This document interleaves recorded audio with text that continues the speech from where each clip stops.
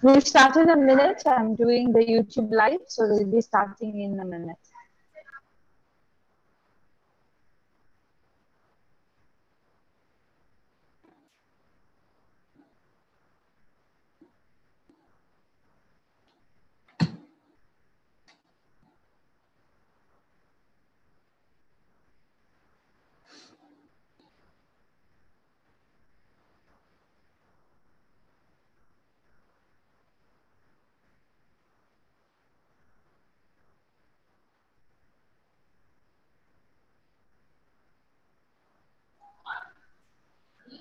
Good morning, everybody.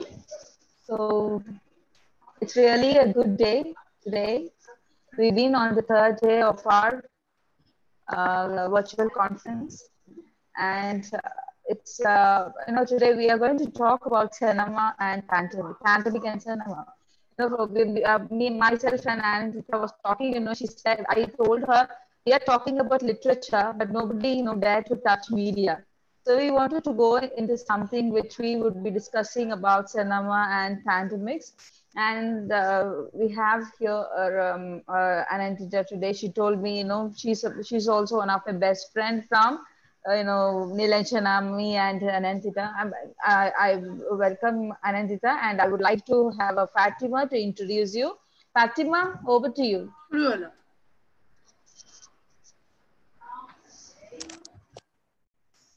Good noon to all the academicians.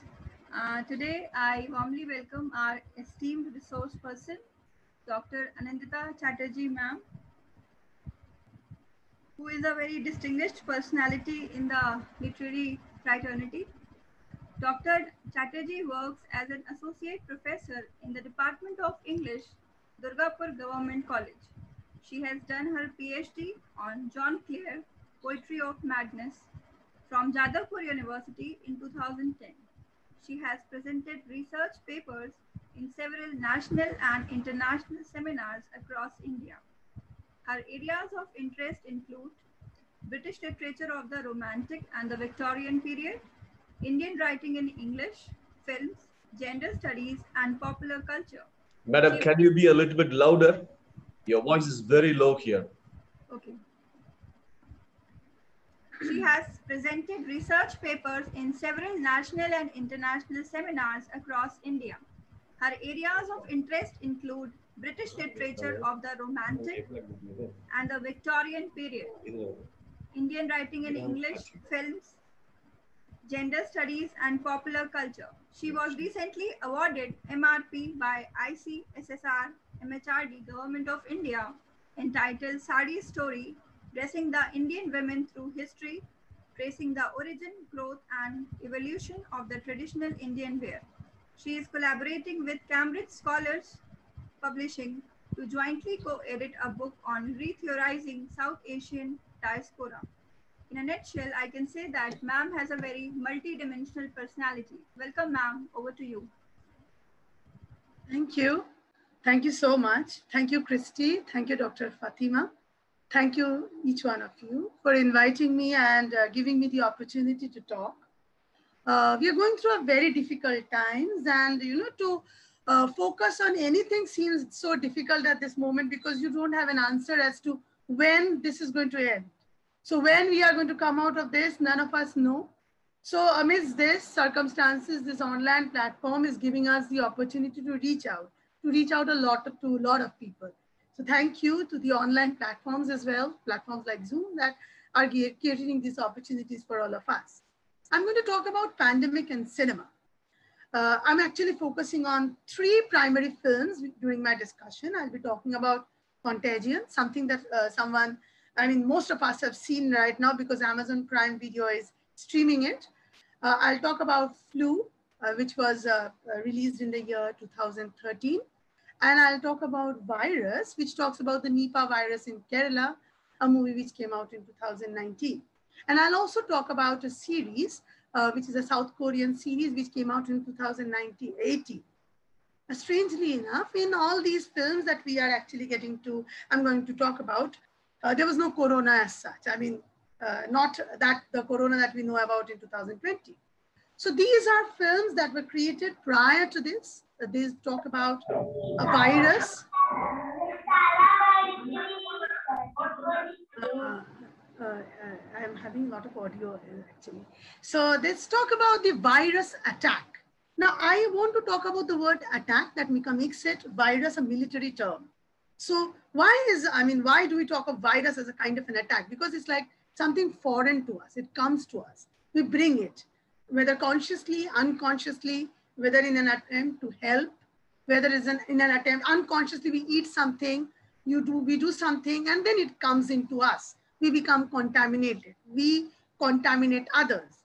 So I'm going to talk about virus as an invisible enemy, virus as something that we don't get to see on screen, because cinema, we are seeing a visual medium. When I write about it in literature, I'm writing it. I'm actually giving you a graphic presentation in words. When I'm seeing a visual, you'll be expecting that I'll get to see the virus. But cinema also does not let you see the virus. So the virus is never there on the screen. The overwhelming impact of the virus is presented to you in the form of dead bodies, and then you get to see the labs where, on screen you will see mutation and a lot of scientific details come to you. But people watch these films. And why we watch these films, what is it that we get out of it, and how this becomes prophetic in the conditions that we are living in is something that I'm going to focus on, and other associated issues. So I am going to share a PPT with you.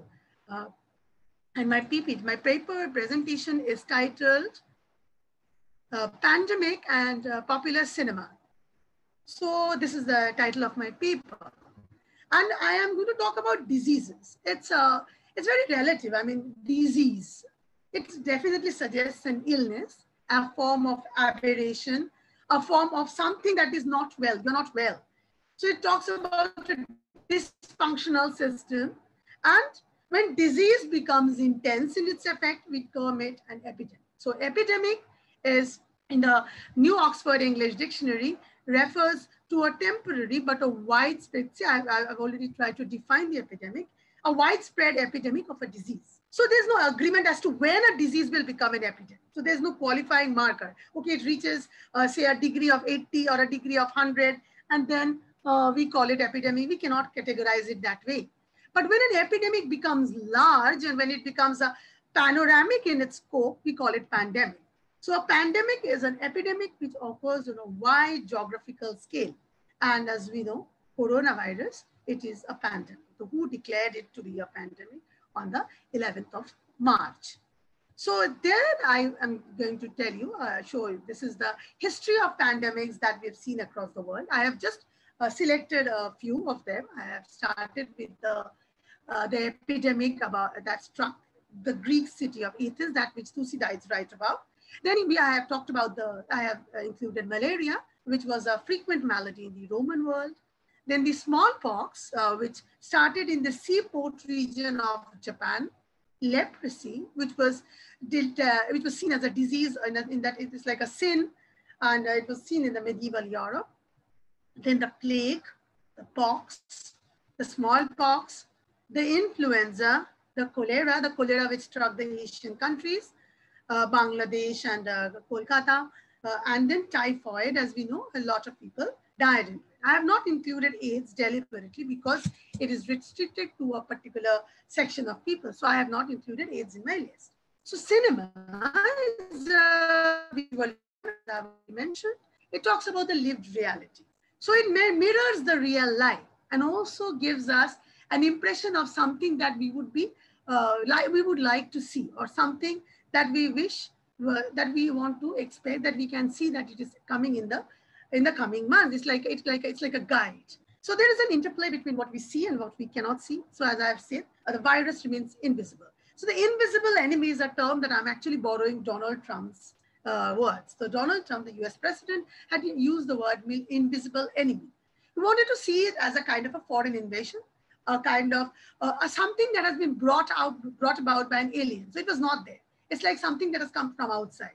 For those of us who have read Christabel, Coleridge had written about it, it is like when Christabel brings Geraldine by the hand. It was not that she knew that Geraldine is evil, Geraldine is sin, but something that she had brought it by hand, holding it with her hand. She had brought it into her familiar domestic space. So this is the way virus is seen. Virus insists on a point of contact. So virus is about a point of contact, whether it is a good contact, whether it is a humanitarian attempt that brings about the virus, or whether it is a kind of a sin by which the virus has come, that we will talk about in the course of the discussion. And then there is something very significant here. It is that the virus originates in, as in seen contagion, in a particular place. It originates in Macau, in Hong Kong, and then it gradually spreads to Chicago, to Minneapolis, and to the world, to Tokyo, to London. And it tells you that virus, does not have any kind of a border. It does not abide by sexual, gender, racial, ethnic, or class-based dynamic, there's distinctions. This is the Dipesh Chakraborty observation that I'm talking about. It says that virus is universal. In the way reaching like an impact, it is like a pitfall of the globalization or the capitalist economy. That is why virus spreads to the world. And the way the world, it brings the world virus brings the world together. And when Zizek writes about the pandemic COVID-19, he says that, it's like coronavirus epidemic. We are all bombarded precisely by calls not to touch, but to isolate ourselves. So these are very important words that are being used. Nothing is safe anymore. You're not even safe it's not even safe to play with your own body. You cannot even touch your hand or your eyes or your mouth or your nose whenever you wish to. So you have to isolate yourself from the others. So you cannot go out when you wish. So this, in a way, the restrictions that are imposed, that is a worldwide restriction, that also, I am also at home, you're also at home. So somewhere we are down the line, we are all together in suffering in this. So we are in the same boat. We have come from different shapes, but right now we are in all the same state. And we are all maintaining corporal distance. So this has suddenly changed the way we look at the world. It's suddenly changed. And this movies also talk about survival and how collectively we will get over this threat. And it's significant because all the three movies end on a hopeful note. So it's like, we will overcome this. We shall overcome is something that the message is loud and clear. So these films, like all other horror narratives or the detective fiction, suspense, thriller, wants to create a kind of a deep impact on the audience and involve them in the story. So, you are involved into the life of the characters. And these films, these disaster films, make use of the televisual technique. So televisual means it is not focusing on a single character. It is focusing on multiple characters and how multiple lives are interlinked. Susan Sontag, in An Imagination of Disaster, says that this depiction of terror on screen is a kind of a fantasy. It's served out in large rations by popular arts, which allows people to cope with the specters. So cinema gives us a pleasure by portraying our darkest fears. It lifts us out of our unbearably humdrum existence and distracts us from the terrors. And it gives us an escape within the safe peripheries of our home, sitting in a very comfortable chair or bed, lying on the bed. You actually get to see your own destruction on screen. So this is a kind of a vicarious pleasure. But at the same time, you are expecting that this has a time limit. So ultimately, you're going to get over this somehow or the other. So this is like the psychologically unbearable is something that is the reality that is kind of, we are inured about it. So, it gives us it's like a release. It's like a representation on screen. So I have categorized the epidemic films into three categories: the fantasy, the sci-fi, which also includes the detective fiction, the horror narratives, and the apocalyptic destruction of the universe. So the alien attack, and then the entire world goes into pell-mell. Everything is destroyed, people dying in scores, in multitude. And then it talks about rising concerns about bioterrorism, whether this is a biological weapon or not. And then about the zombie. So this depiction takes the form of thriller. There is a lot of suspense, definitely, but there is a sensitiveness, the humanity towards the suffering. There's definitely an element of melodrama, fear, suspense, and about the transmission. When do I get that virus? Am I getting the virus? Is it safe to talk? I mean, is it safe to touch? So, and the rise of this illness. And There are also use of medical jargons, and there are also an immense amount of scientific research that go into the making of this film. For instance, the plague made use of Laurie Garrett. Laurie Garrett went on to write the book, The Coming Plague, which has become very prophetic now. And she's also coming on television talking about multiple these pandemics. And Garrett herself has described Contagion as a fantasy, a partial reality, and totally possible. So they show drastic ways and how, you know, the entire society is damaged. And I mean, when you'll see, it's strange if you have watched Contagion, or if you have watched Virus, or if you have watched Flu, they begin, the films begin on an everyday life. I mean, it's just another day in the life of these characters. But then the virus is there. And once the virus has come, everything else takes a backseat. It becomes the sole driving force in their life. This is Contagion. Contagion is a 2011 cinema. And strangely enough, according to Warner Brothers, when it was released in 2011, it's a movie on MEV1 virus. They had identified the virus as MEV1. So it was listed as 270 at the end of December. So this film was listed in the rate of popularity, it was 270th. But in the year 2020, during this pandemic, it has become one of the, you know, it's the second most watched film in the world after Harry Potter. And Amazon Prime Video is actually promoting that this COVID pandemic has given a new life of release, new life to this cinema. It's about a SARS outbreak and the flu pandemic. It's like a meta narrative that offers a reading in the way we see the current scenario. So Contagion has become prophetic. Now you might ask me, how could Soderbergh know everything?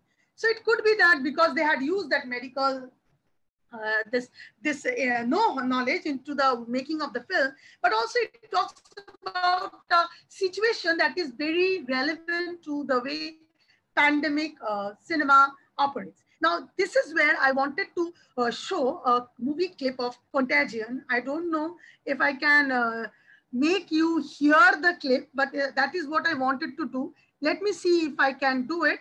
Otherwise, you'll be able to read the subtitles. Just give me a second.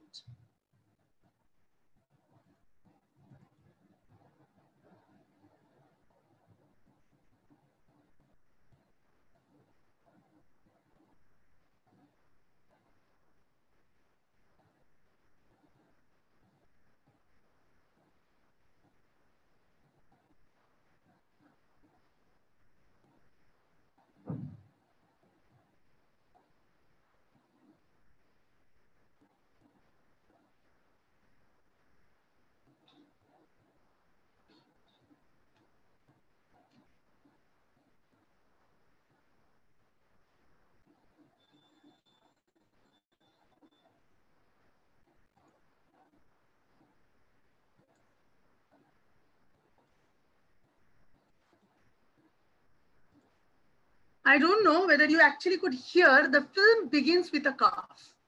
Somebody's coughing at the background, the voice. Before you actually see your image on the screen, you hear a cough. Somebody is coughing. And this cough will remind you of something that you have been hearing for the last 4 months every time you attempted to call somebody. Somebody coughing on your caller tune and telling you, you have to be very kind and, you know, to this disease and look after people with kindness and treat the disease with due respect. So these are the things that you have to do. So this cough is so ominous and it recurs throughout the movie. And, you know, it comes like a threat to us. It rings a bell into our minds. And the real becomes eerily close. And the cinema shows the horror of attack. It talks about how the moment the pandemic, the outbreak takes place, people are going, panic buying. This is something that we have also read about, the COVID situation in India, people, and also America. There were like people running out of toilet paper rolls. God knows why they were buying only toilet paper rolls. And every other commodities were being, just people were trying to hoard it. So this panic buying is something that also Contagion shows. And if you watch the film very closely, you'll be able to see the film shows small images of, the doorbell, of lift buttons, of doorknobs, and you realize these are no longer safe things. And because these are not innocuous, I mean, these are almost like characters. You have to be safe. These are also, you can get virus from there. Even they might be carriers.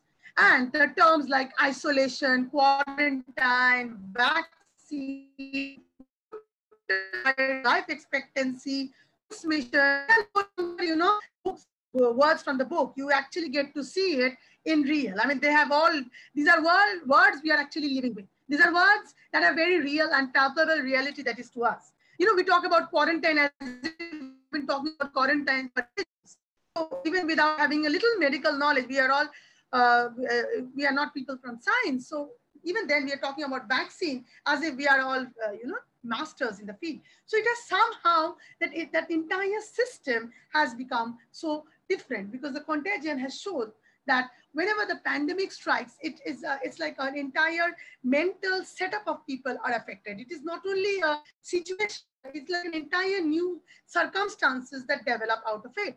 And the mobile human carrier, that single index patient, she takes it from Macau, from a Chinese restaurant in Macau. She takes it to her home. She takes it to Chicago, where she meets her lover. And we get to know about her infidelity. And then she takes it to her home in Minneapolis. And then she takes it to, and her own son also dies because of it. So the mobile human carrier is something that is a pitfall of the globalization, as I've told you, because we are now traveling to wide parts of the world. And Zizek also talks about it nowadays. The chances of pandemic infection is so huge, because we get to see, one person traveling to Europe, and then he again travels to Asia. Then again, he goes to Africa. I mean, the entire nation gets into this disease, there's a mass contamination. The thriller, it's like, it's very significant. I had told you about the terms like curfew, vaccination, panic buying. And there are also the boys that I have also mentioned, and the people touching these things. And there is a very significant thing that I want to talk about is the woman who is an adulteress, who is an infidel. I mean, she is into a relationship with another man despite being having a husband and a son. She is the carrier of the disease. The contagion, somehow identifies the adulteress as a perpetrator of the woe.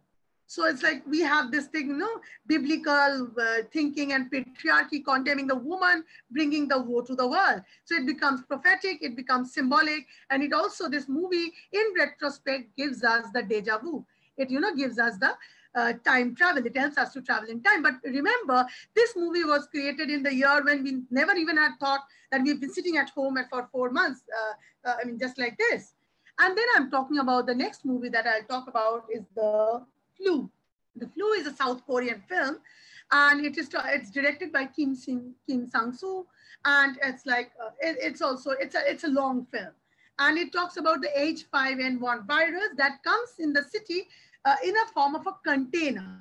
Now, who were inside the container? The illegal immigrants were inside the container. That reminds us that virus is foreign. In Contagion, the virus was brought from Asia to the European countries by a woman. In The Flu, the virus is brought it kind of starts spreading with the illegal immigrants who are in that container. And there is only one singular survivor. How he survives is something that is a mystery. And then people realize that he's possibly developed the antibody, and he's the only one there who can help them get over this virus attack. And the virus, the contamination makes it clear that it will kill its victim within 36 hours. That this 36 hours is, there's the intensification of the suspense. It takes it to the thriller genre. It takes from the horror genre, and it makes this entire thing a suspense thriller. And there are also, we will get in this movie also, it points out on the conflict between the national and the international forum. Whereas, who says, these are not the protocol we should be doing, and South Korean government are trying to do things the other way. So the conflict between national and international forces is something that the movie also deals with. So The Flu talks about transfusion, it talks about realism, and it also talks about an imaginative platform where the national and the international forces come come into collision with each other. And it creates a World War Z without zombies. So everything is destroyed. And the scene where they are like lifting up the mass of dead bodies and dumping them to be, just put to fire is something that is so shocking. That's something, it's like it leaves you benumbed. And the next movie that I'll talk about is something that is very closer to our own soil and own nation, The Virus. It was released in 2019, and Ashiq Abu actually went to do a medical course he did a crash course on virology to bring up this movie. This is Virus. It talks about the outbreak of Nipah virus in Kerala. The movie says, unlike the Contagion, which actually begins which kind of at the end, it tells you about the source of the virus being human sinister action. So man has been destroying nature. Man has been, demolishing trees which were housed to bats. So bats, which were eating bananas, they have dropped it on a pigsty. The pigs have actually eaten them, and the pigs they have been taken to Chinese restaurant, and the man has eaten it. It talks about the gluttony of man. It talks about man's sin and about how he's actually hogging everything, how he's eating up everything, and he is responsible for bringing the sin. That is Contagion. But Virus takes it on a completely different plane. When at the end of the movie, we will see the index patient, he had actually seen the bat, the baby fruit bat, lying on the road, and he had lifted it up and it put it in the right space. So it was an act of care, act of love that gave him the contamination. So this makes a very strange assumption that you do not only get contamination out of committing a sin, even in an act of care might also result in the contamination. And the movie becomes a tribute to the nurses in Kerala who died, who laid their lives and for the sake of the disease. And it's like a respect shown towards them. It tells you that they have laid their lives for the cause, but ultimately their loss of their lives has given us a hope, because ultimately the virus comes to an end, the index patient. And there is also something very significant, because there are also debates in the national and the national debate with the governmental bodies who try to say that this infection the virus is a deadly biological weapon which has been used by the index patient, because he's been traveling to Dubai and he has been to Abu Dhabi. So they are trying to give that label of a terrorist to him. Then this doctor or the lady, she actually goes on this detective trail. She borrows from the detective fiction genre, and she explores the identity of the character and tells us, and it's like a kind of a tries to give him a clean chit at the end. And we get to see the real character is an index patient who had contaminated a lot of lives, who came into a kind of contact with him. So this is like a vertical transmission that had taken place. Now this side of my screen, if you get to see, these are images from the film. And on this side, these are images from the life that we are living with. This the top images on the right-hand side, on the top corner. It tells you about the New York, where this ground was converted to a graveyard because there were no hospitals enough for the dead bodies. And then the bottom picture is something that we are seeing in the newspapers every day. So we will not be able to distinguish the real from the real, because it is like everything merging one into the other. There are some other movies that also talk about this zombie attacks, that talks about this virus attacks, like The Outbreak, which talks about the Ebola-like kind of an outbreak, and where a child is used as a kind of a bait to bring the monkeys a carrier, and The Train to Busan, which also talks about an epidemic in South Korea. There are other movies like Infection, Carriers, Pontypool, Panic in the Streets, The Killer That Stalked New York, which talks about disease outbreaks, zombie attacks. So zombies, also this zombie is a kind of an offshoot of this medical disaster genre.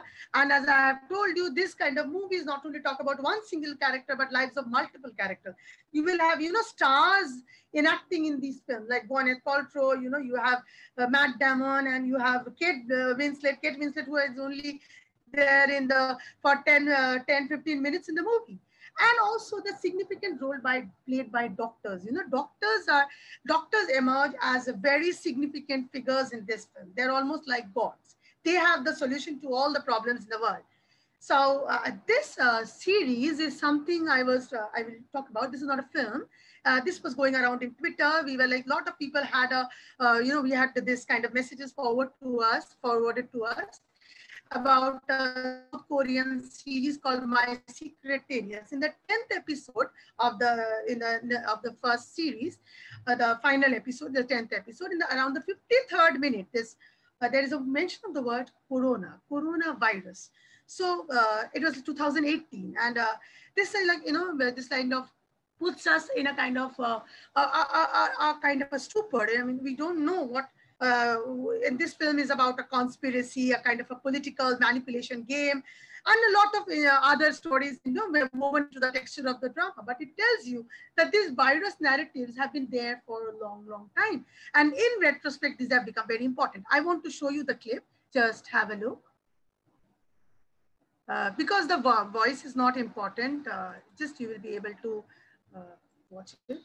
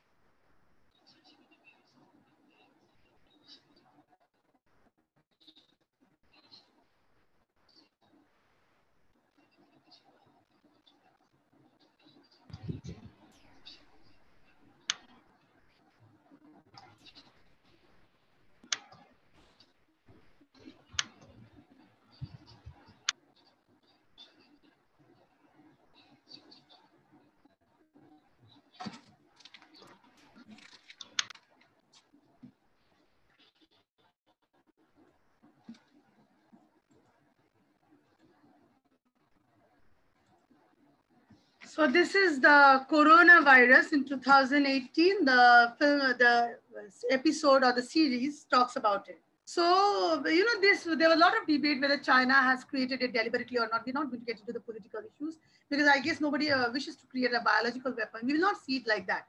It is better to see it as virus as something alien to us that destroys our entire system, throws life pell-mell. When this Beth Emhoff was traveling to Macau, little did she know that entire society, this life would end, and her own son also dies. If we see it as a kind of an impact of the infidelity, because she's so infidel, she is an adulteress, that is why she gets punished. I mean, don't husband cries when her daughter, is dancing with her boyfriend and he's crying. It's like the movie at the end ends with a kind of a forgiveness. So that same happens with virus. Virus also tells you that, you have to, come out of your inhibitions, come out of your personal prejudices and see the world as together, because together alone you will be able to come out of and combat with this invisible enemy. Just a second.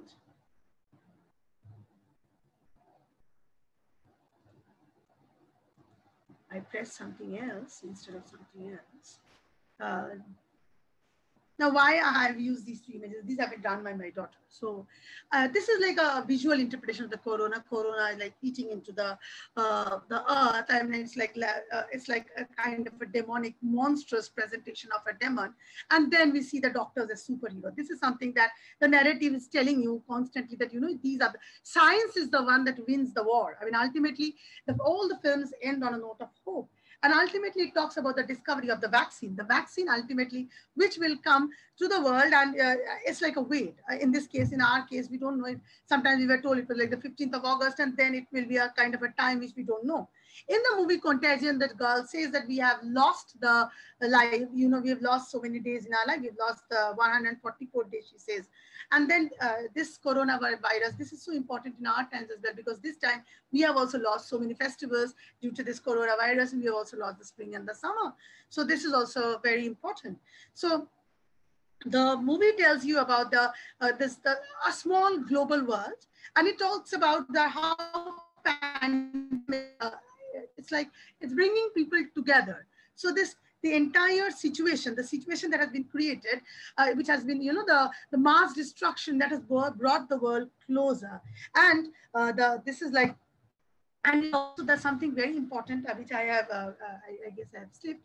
It talks about the role played by social media, the role played by, this kind of, and the fake news and misinformation. This is very important because in Contagion, you see the character of Jude Law. He goes on telling people, he has some kind of an homeopathic care, which will, a kind of a care that will help him to get over the disease because he's not going to be infected. So he has some kind of a cure. This is very valid in our time because we get to see it in social media as the remedy, the cure to boost up your immunity system, and which kind of intensifying the sense of paranoia and the fear. So the fear factor is being, aggravated because of this. The fear factor is kind of aggravated. The internet, Jude Law is an internet blogger. So the movie kind of tells us about the reality that we live in. And this also will take us to the memes that we are getting. They are being forwarded, how the corona is doing this and corona, it tells us about the way we are trying to laugh off our fears. But at the same time, it tells about the role which should have been the social media plays in this kind of situation. And how, every other day somebody tells us, you have this with that and a lemon with turmeric and God knows what. So you'll have your entire immunity system boosted to fight the corona, because ultimately it's like empowering you. Because the films here, these kind of films are the disaster related films that actually talk about the instincts that is there dormant in us. This is like not only the representation of the reality that we live in, but also the world that we wish to see, because all of us are waiting for the vaccine to come. And it also tells us about the anarchy, the prejudices born out of disease condition. This will remind you about this, the recorded call every time you get to hear. You have to be kind to the person who has corona rather than, and you have to put an end to the disease and not to the diseased person. I mean, your prejudice should not be towards the diseased person. This is being given to us. So we are hearing it and the movie showing you visually. So, and the concept of social distancing, isolation also becomes important in this respect, because the movie introduces to you to these terms, and this also takes you to a reality that we have lived with. And this also tells you about two doctors, the role of the doctors, which I've been referring to. The role of the doctors in Contagion, they're the two female doctors. Caregivers. Both of them behave, very differently. One, the female doctors I'm talking about. One, she actually gives her life because she becomes contaminated herself. And the other, who is being kidnapped by the others for the sake of the vaccine. And the film also talks about the politics about the vaccine. Contagion is very relevant in this respect. It talks about the international scuffle that is a part of this vaccine, this discovery of the vaccine. How we wage political wars, who is going to get the vaccine first. And Contagion actually lists that you'll be getting vaccine on the count of your birthdays. And that is why Contagion becomes very important. And in Contagion, the lady doctor, the personnel, she says that, she tries to sacrifice her own life for the sake of become very important in this entire nexus, because ultimately we have to create a better world for the children. That is what also the senior WHO doctor does in Contagion. So he gives his own vaccine to the child, and he also puts this kind of the band on his own hand, trying to pretend that he has taken the vaccine himself. So let's tell about the protective care, because ultimately, though they are suspense thriller, the main intention is to promote a sense of humanity. Because in literature of pestilence, it is not only about the lives that get lost, it tells us about the humanity. Tells us about the humanity that is more important, because it's like a collateral damage. Lives get, nurses will die, people will die, scores of people will die, but what will emerge out of it is something that we are looking forward to. We as people, we will collectively come together, because that will tell us about our social responsibility, about the way we should be treating nature, about the way we should be treating our biodiversity, because our Contagion and the virus both give us, very epic insights, because they tell us if you are destroying nature for the sake of, your own benefit, or if you're, destroying nature and natural habitats, ultimately you are going to suffer for it. This literature of pestilence, it talks about the greatest threat isn't the loss of human life, but loss of what makes us human. So they become lessons in humanity. All these films become lessons in humanity. And this tells us about a world in which we are all interconnected, because then how we are prepared if this calamity strikes us again. So this is like the final message that these films wish to give is how we must care for the planet, that it comes and it might help us come together as the citizens of the world. So here I am quoting a few lines from Zizek and his study of COVID-19 pandemic, where he says, Hegel wrote that the only thing we can learn from history is that we learn nothing from history. So I doubt the pandemic will make us any wiser. So he knows that the pandemic might not make us wiser at all. So the only thing clear is that the virus will shatter the very foundation of life. It does stop all kind of social activity or movement out, causing not only an immense amount of suffering, but also the economic havoc conceivably worse than the Great Recession. So we know it. The virus is pitfall. People are losing jobs. The economy has been affected. And people are like, I'm getting jobless, rendered jobless. There is no return to normal. The new normal will have to be constructed on the ruins of our lives, or we will find ourselves in new barbarism whose signs are already clearly discernible.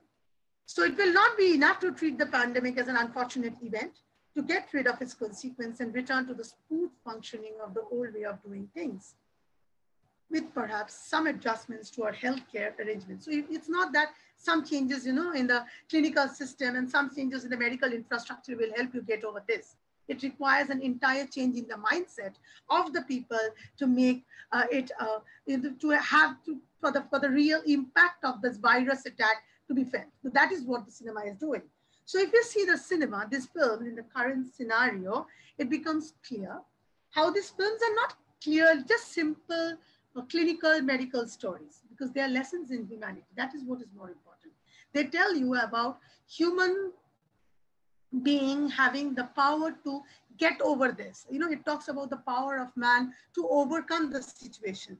And it talks about they allude to the political notion of a globalized world of interconnectedness. So, there also Zizek was talking about it, how the viruses, these days, there is the virus in the images of, in Contagion, we've seen images of Tokyo, Chicago, Hong Kong, Minneapolis, are wide apart. Distance-wise, they're wide apart, but they're knit together by this single virus. The virus has brought together. So this is like, the epidemic is possible in a globalized world, in a capitalist economy, because in today's interconnected world, a British person meets someone in Singapore, then returns to England, then goes skiing in France and infecting 4 others. So, this is like the entire world can become a kind of, the infection you cannot contain the infection. The infection will be spread like wildfire. But what is important is at the same time, when it will make the world come together, because the virus has a kind of a democratic nature. It affects the rich it affects Amitabh Bachchan in the same way it affects you or me, or the person lying in some kind of a slum area. So it kind of eradicates that boundary. And so time has come for us to, to look, to review our ideas, review our morality, review our sense of the world, and think away and deal with nature responsibly for the sake of our own existence. So, and if we think about the threat that is external to us, something that is attacking ourselves and our societies. So, the way the flu shows, the alien attack, and, the illegal immigrants, contagion, the Asians have taken it to the West, and the virus tells you about while the primitive world has brought it to this world. Society. So ultimately, it comes from outside, not me. I mean, virus is foreign. If you take it like that, it will help us bond collectively, because, we are all suffering because of something. So since our sufferings binds us together, since we all suffer, so it's like it will help us to respond more effectively to this health crisis. It is important to externalize the virus as its own entity. It is not, it is not going to do us any good to see it as a fault of one particular group. We should see the virus as something that humankind can collectively overcome. This is what the films are trying to tell you. If you see, the movie Virus, it tells you the same idea of care which had made the index patient sick the same idea of care is something that the nurse had given her life for the sake of the others. The same idea of care helps them to overcome the situation together. And the most important thing is all the films end on hopeful note, which ultimately gives you a figure, vision of future, a positive future that you are going to move towards. We might emerge out of this stronger. We might emerge out of this, with a more progressive mind. We might emerge out of better individuals, because this is like a kind of a catharsis, a purgation. So it'd be like all our everything that we had, the capitalist greed, the way we were looking down as the huge economic divide, and the everything that we had been taking proud of, and in the moment it can demolish everything. So ultimately all of us are standing there. One America is suffering in the same way possibly we are doing it in India. So it kind of bridges the sexual divide, the ethnic divide, the racial divide, the geographical divide, and makes the world come together. So that is what the pandemic is all about. It creates a vision of the world together, and they ultimately tells you that we shall all overcome it together. The togetherness is something that is the most important idea that emerges out of the film. So this is what I had wanted to say, because all the films, the notion of social solidarity that emerges is a clear message, and it tells us that we will all overcome the challenges of the time, the reality that we are living in, and as we will emerge as it will be better. We'll be better not only as individuals, but also as a society. And even though we are physically distant from each other, we shall stay socially close together. So, there will be films on coronavirus in the coming years, which will be able to show us something. I mean, definitely they will show us something, because a lot of filmmakers are doing individual cinema on their Facebook pages, on their home pages. We will get to see a lot of literature, a lot of visual, there's a lot of, art form emerging out of this crisis, because people are getting a lot of resource for future, but at the same time, it has given us, though the films that we had seen earlier ultimately introduced us to the world of, it kind of gave us, looking at an image of something that we can look back in retrospect and realize we had already had this. These messages were loud and clear. And in time, they have become almost prophetic, that they have become, it's like a deja vu. We get to see backward, and we actually are able to realize our own times in the context of the past that was there. So that's it. Thank you.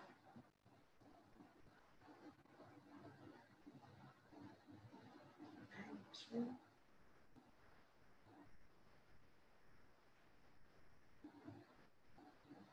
Where's Christy?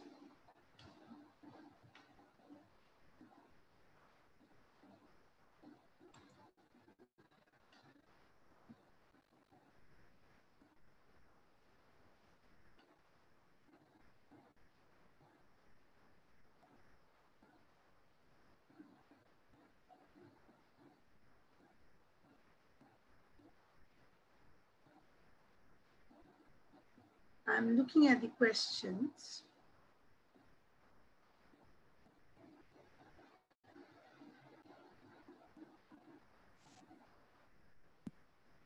Christy or Fatima, you can, I think Madam has done with her presentation. I think you can invite questions if there are questions. Christy, since you're the host. Madam. Any questions from any of the participants or ma'am? No. Any questions? Was there a problem with the audio? I thought a lot of things about the audio. Ma'am, there is one question, I think. Yeah. From Dr. S. Firoz Begum. Everything seems. Please, can you, I can't find the question actually. Those days are near, ma'am, when everything becomes normal as it was in the past. This question, are you referring to this one? Yes, ma'am. So this is something that I can't say. I hope we are all hoping for the same. And every one of us are living with the same hope that the vaccine reaches us soon, and we are going to get out of our homes and get back to life in the normal. So it's so strange. When we were out there, we were always cribbing that we don't have time for home and we don't have time for our own dear people. Now that we are here for 4 months, we are all craving to go out. So we are all hoping that times change and people, get back to their normal life. But at the same time, that normal will no longer be the normal that we knew, because it's going to be the new normal, because you have to go out with masks and you have to constantly sanitize your hands, something that you've not been doing. And the moment you're going to touch anything like the bell and the doorknob and the lift buttons, maybe you're going to sanitize that also. That is kind of getting into your brain. It is telling you, danger might be anywhere. Danger might be lurking somewhere near you. So handshakes and hugging each other and coming very close, we are all going to look at these things, with new light. We are going to be very apprehensive about, touching each other, because the touch is something that is, something so big has been made out of it. Because the notion of transmission of disease, unknown or known, is something that it has. I'm having an echo. So that is what. And no other questions. Any other question? No, I don't get to see the questions. Anybody else? Any question for ma'am?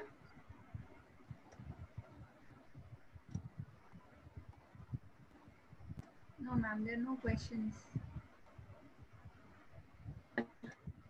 They are speechless actually by your presentation.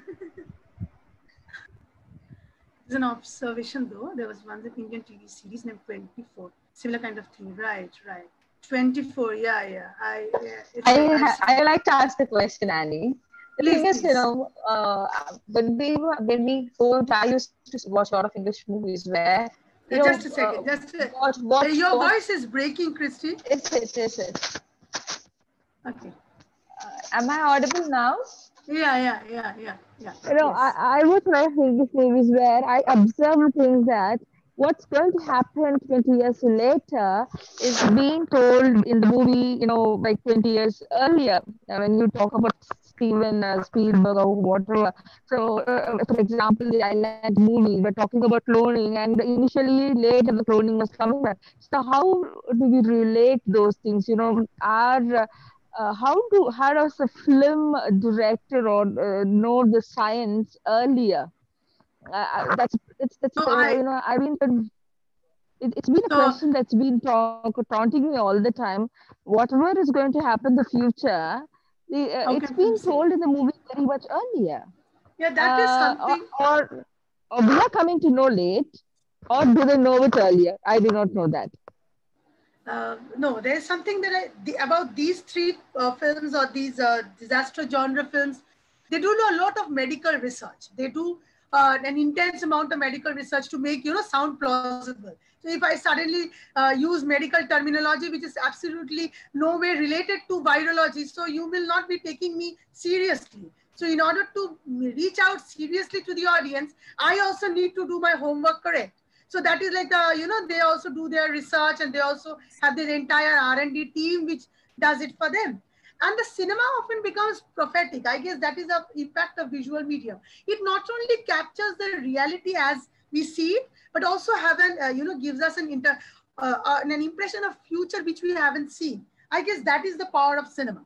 It will, and maybe we never thought when we were like in 2011, where were we? I mean, I was somewhere, in my college teaching, and I never thought I'd be sitting at home for 4 months due to something called coronavirus, a virus attack. Even during the month of March, on the 11th, strangely enough, I had gone to Pondicherry for this digital humanities conference where I was like speaking, and then I came back on the 11th itself, and during the flight, people were all wearing masks. Even then, on that particular day, I didn't know that this is going to happen. And this is going to happen for the coming 4 months. So that is an unpredictability. But the fact that cinema tries to incorporate research, tries to show you a science fiction, because that is science fiction. That is what H.G. Wells also did in his Time Machine. He's trying to put you ahead of time. I guess he's trying to ignore you and kind of create a psychological impact as to what will happen if this happened. So how will you cope up with the situation if you suddenly woke up and you see this? So that was also what Camus was writing in his Metamorphosis, or in his, Kafka was writing in Metamorphosis. I wake up in the morning and I get to see that I have transformed into something else. So this is so strange. So the entire notion of unpredictability is something that literature, cinema has always talked about. And I guess the virus attack is also a part of that science fiction dream. And zombies, and America at one point of time always tried to fight American fiction, American cinema tries to, identify the enemy as someone, living in the space or in the extraterrestrial bodies or alien attacks. It is very much a part of American imagination. This in the cinema, they show you that enemy, might come from underneath in the form of insects or from above in the form of UFO, and God knows what will happen. And there's one superpower who rises above it. And in these movies, the superpower are the doctors. I mean, the doctors are going to do it all. The scientists are going to do it all. And so the world is in safe hands. We still have, sensible doctors doing it. I have questions. I can see that. And the 24 is a very significant thing. It talks about biological weapon. It talks about chemical weapon, and it also this time and the spreading of the virus, and something that even Anil Kapoor has acted on.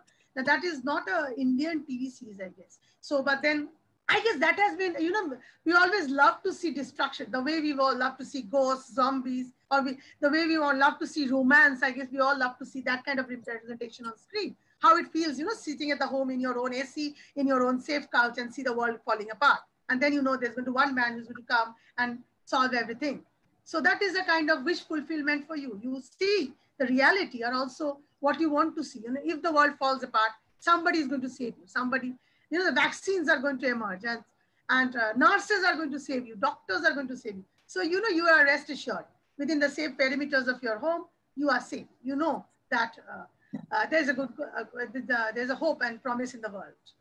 Is cinema helping to cope with the crisis?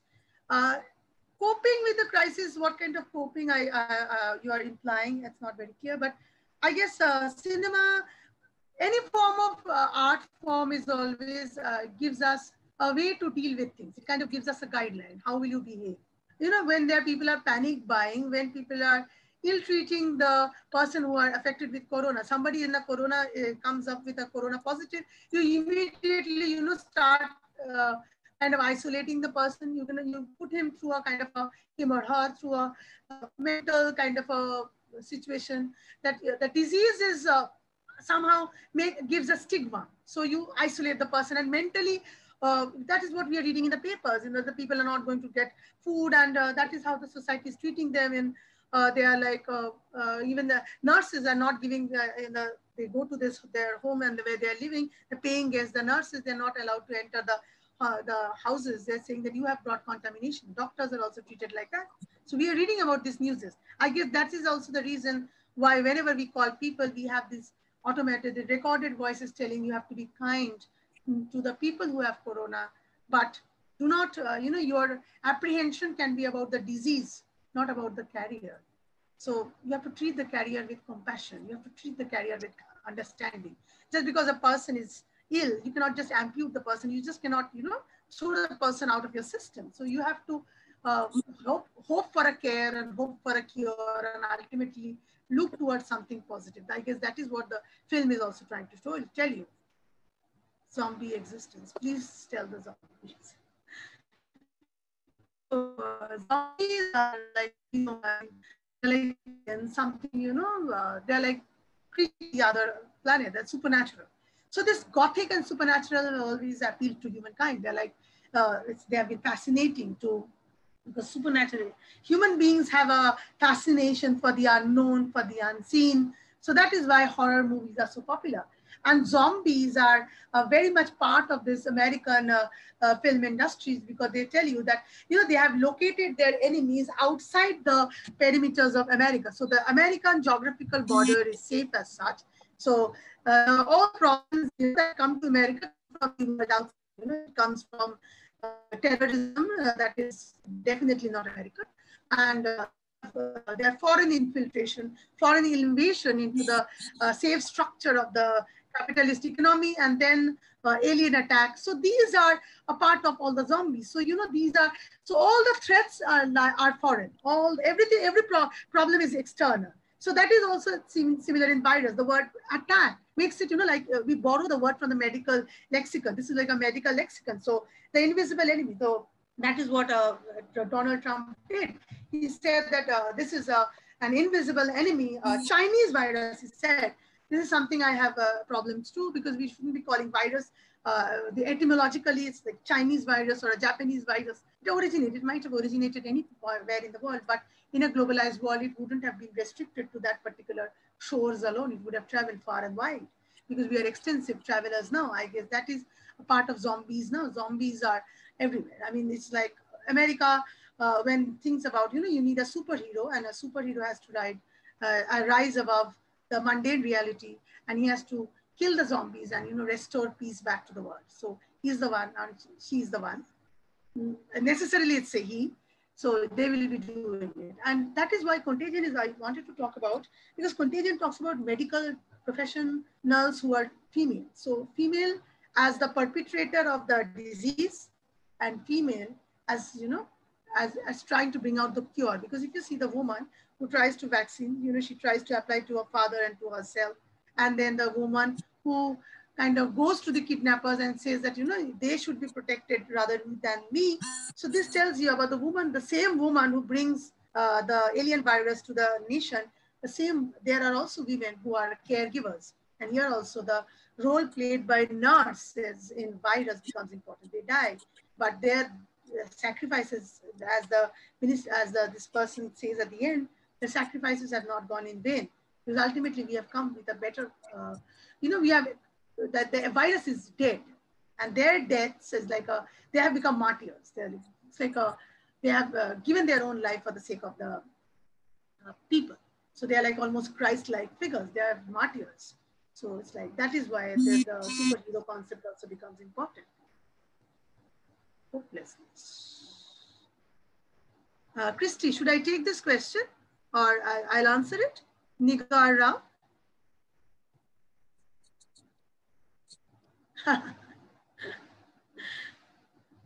It's absolutely understandable. Too much time, Miss time has been taken. So the depiction of the pandemic-stricken world in cinema enhances hopelessness sometimes. I strongly feel that literature and cinema should come up to shoulder and serve as the turning point.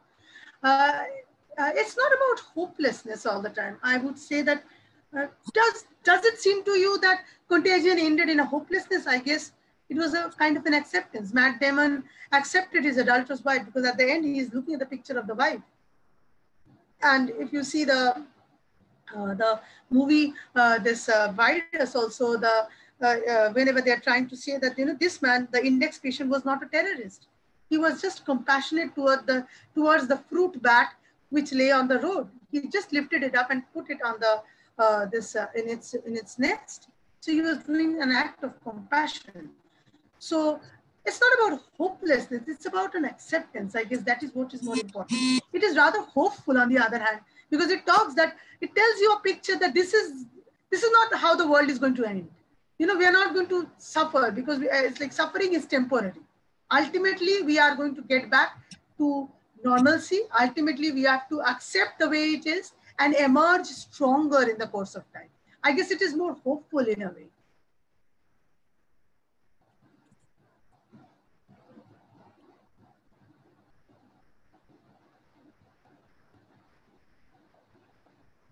Which is the best representation, representation of reality, literature or cinema? Sorry? Which is a nice, better representation of reality? Is it literature or cinema? See, I mean, literature, ultimately the visible and the invisible is everything on print. So you have to imagine everything. So that is your power of imagination has to come into effect to imagine what it is. But, you know, the cinema gives you a greater technical advantage. It kind of, you know, you can show the virus on screen by the mutation and the way it is shown in the lab effects. But ultimately, it's like both are, the visual impact, I think, is it's more intense, because it creates a sense of, when I'm writing about panic buying and I'm showing panic buying, so the telling and the showing ultimately makes a difference. If I tell you about something, somebody died there, it's just reporting. I'm just reporting something to you. And I show that death, the way the person is dying, something that I think that as a visual medium will have a greater impact in a way. And when I'm talking about stores becoming empty, we are reading about it. And when we see it in Contagion, somehow we realize, okay, this is the reality. This is, I've seen it, I've heard it. And the voice, and the coughing voice. And you remember instantly that you have also heard it. Every time you made a phone call, you lifted it up and you dialed the number. There was a woman coughing on the other end, or a man coughing, telling you that, this is virus. This is the virus. I mean, the cough, you actually start linking. That is the visual impact. So it kind of, it's like the sound, the images, they kind of haunt you. And, you take these movies and they will live with you. And you keep on watching them again and again. And you somehow, you might have missed this scene this time. So you might go back to it and say, okay, this is something I can relate to. And when Jude Law, sells this medicines and says, this is the cure to corona, I am safe, I am the antibody. And then you realize immediately you've seen this. Okay, I've read about it, these are the medicines that can save you from corona. These are the systems. These are the medicines that can give you an immunity. These are the medicines that can give you, a kind of boost to combat corona. So this is something that you will be able to relate it to because of the visual impact, I guess. And literature also has its own followers. I mean, it's not something you cannot deny because we've been reading literature all along. So we are all students of literature. I've always seen myself as a student of literature, teaching literature for 15 years or so. So that's the way we are. We have been, that is the power of words. That will never fail. But the visual medium has its own impact. That's something you cannot compare both of them together because both are different mediums. And the visual images and the written images can never be compared. And if you say that the ideas incorporated in the films are ignored by the because you already said there has been a constant research team who would be doing a science fiction movie. So when we see the reality over there, so it's happening or like 10 years later, why there is no effort by the proper human itself to be very much cautious, or why we are not seeing it in a perspective that's going to be happening later. So my question is, why we are not playing, as I said, reality and cinema. So we are not seeing cinema as a reality, right? Or literature as a reality. Is it only a fantasy or something? I guess that is what. I mean, ultimately when we see it, we always think in terms of fantasy until the fantasy sometimes become real. And it becomes so real that, the fantasy, and there's no demarcation between the fantasy and reality. When we see these kind of movies, we never even think that this can actually become reality at one point of time. Maybe 10 years down the line, they'll be creating something, and that will become more important in the course of time. So nobody had even thought about coronavirus in 2011, a virus attack. But then science has always told us, the way we are destroying nature, the way diseases and the viruses are mutating, we might be having another virus attack next year. But are we even prepared for it? No. So we are not prepared for it. We never take things seriously until it strikes us.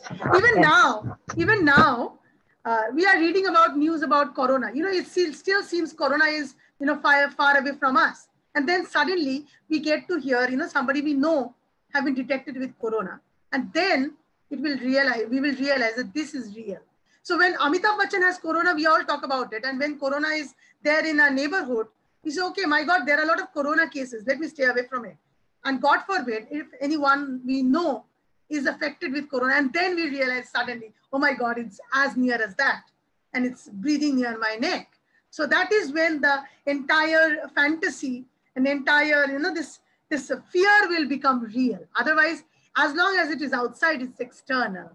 The moment it touches, ourselves, then only it becomes very, very, very real. Otherwise, we don't believe it. And Thank you. Nice. And Vincenza, have the feedback. Yeah, I've been listening to Dr. Anindita for almost the entire session. I have words of appreciation. That's only that much. You have done it, done a great job, and you have connected this cinema to this pandemic, situation that we are facing. One thing that I liked in your session was that you made us go back and realize what will be in the future. That's what I really admired in your speech, in your session. And one thing I realized, we build walls. Even Trump wanted to build a wall, and recently it was in the news that that wall also collapsed.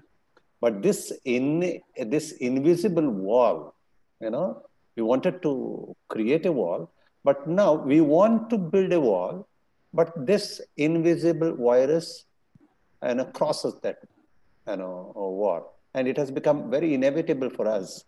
And this virus has become invincible. And as somebody asked a question, the role of cinema should be to fill, hope in people, which is lacking even in this. One or two movies I have watched. I mean, they instill fear in us, fear of that pandemic, fear of that virus. The cinema ultimately, after trying to show to us and educate the people how horrendous the situation would be, it would be better to adapt at the end a ray of hope. It shouldn't allow only the people to, because people are very ordinary. They don't think as the producers or the directors think. The people like me, I go to watch a movie with the hope of getting something, renewed spirit. I think that is what has to happen. I mean, maybe in this situation, several movies might come on this coronavirus, and so much people have not spoken about this pandemic in the past. Now everyone is aware what pandemic is. I think people will take care of themselves, and we will realize very soon that we cannot wait or cannot expect another pandemic. So Dr. Anindita, it's very it was a pleasure to listen to you. I've been a part of this webinar, and I really feel happy. Tomorrow, Christy, I won't be present. Okay. Okay, sir. Okay, sir. Thank you. Thank you very much. Thank you. Thank you, Vincent. Sir. Thank you for your wonderful words.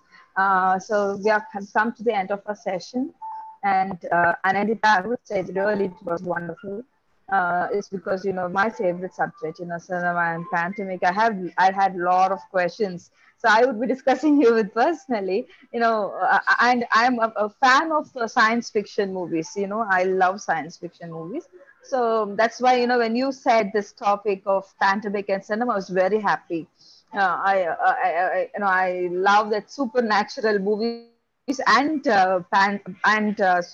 science fiction movies. So that's what's a question it was rising in me. Why are not people listening, or why are not people adapting to the scenario of the present cinema? Okay, fine. Thank you so much, Anindita. We hope you'll meet once again after this pandemic. Thank you for your presence, and thank you for accepting our invitation. Thank you, Anindita. Thank you, Christy, so much. Yes, thank you so much. Yes, bye. Thank you, Vincent, sir. So we'll miss you tomorrow. Yes, sir. Thank you, sir. I got some important meeting tomorrow at the same time, so I won't be able to. But I think I might get a recorded. Yes, sir. It's been the YouTube. I'll share you the link. Sir. Yes, please. Yes, please. sir. Yeah. Thank you, sir. Yes. Thank you, sir. All the best. Thank you, madam. Thank you. So, participants, your feedbacks are there. You can fill your feedbacks. Thank you, Fatima. Yes, ma'am. You have anything to say? No, I just want to thank ma'am for the wonderful presentation. It was really very, very exemplary presentation, I must say. And thank you, ma'am, for coming and spending your time with us and for giving your precious time to us. Thank you so much, ma'am. Thank you, Fatima. So thank you, participants, for being, we have solidly people who are listening very much. Thank you so much, Annie. Thank you. So we will meet again tomorrow at the same time, and the same meeting ID and password will work for tomorrow as well. And please fill the feedback form